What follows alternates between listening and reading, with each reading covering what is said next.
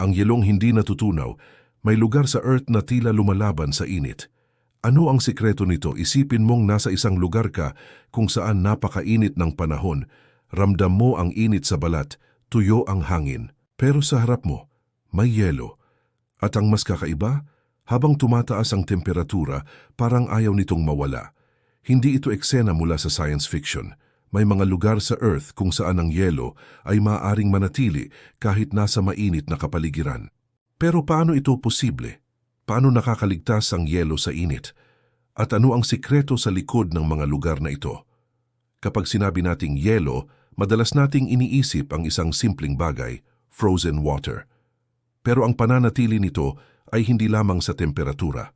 Malaking bahagi rin nito ang lokasyon, pressure, humidity, sunlight, at kung gaano kalalim o kakapal ang ice. Halimbawa, ang isang malaking glacier ay hindi agad natutunaw kahit uminit ang hangin.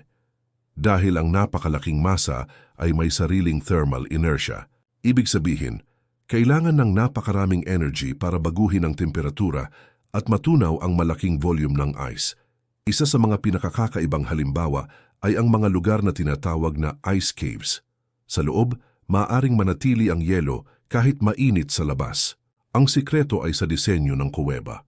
Ang malamig na hangin ay maaaring matrap sa loob dahil sa natural airflow. May mga kuweba rin na may malalim na bahagi kung saan hindi madaling makarating ang init mula sa labas. Kaya kahit nagbabago ang panahon sa ibabaw, ang loob ng kuweba ay maaaring manatiling malamig, parang natural refrigerator. May isa pang phenomenon na tawag ay cold trap. Sa ilang geological formations, maaaring maipon ang malamig na hangin sa mabababang bahagi. Dahil mas dense ang malamig na hangin, maaari itong bumaba at manatili. Parang nagkakaroon ng natural na freezer, kaya ang isang lugar na mukhang ordinaryong lupa mula sa labas ay maaaring may kakaibang microclimate sa loob na sapat para sa yelo. Sa ilang rehiyon, may ice deposits na nakabaon sa ilalim ng lupa. Kapag natabunan ng bato o lupa, nabibigyan ito ng natural insulation.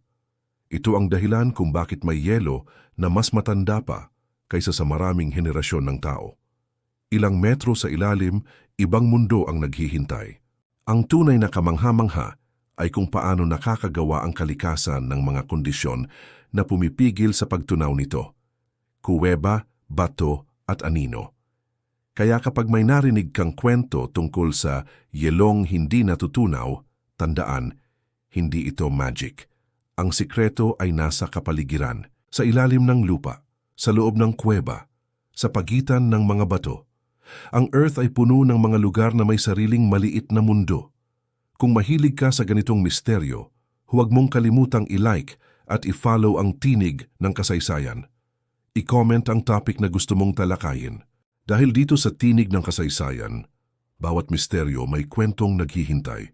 Ito ang Tinig ng Kasaysayan at ang kasapumisteryo ng kalikasan.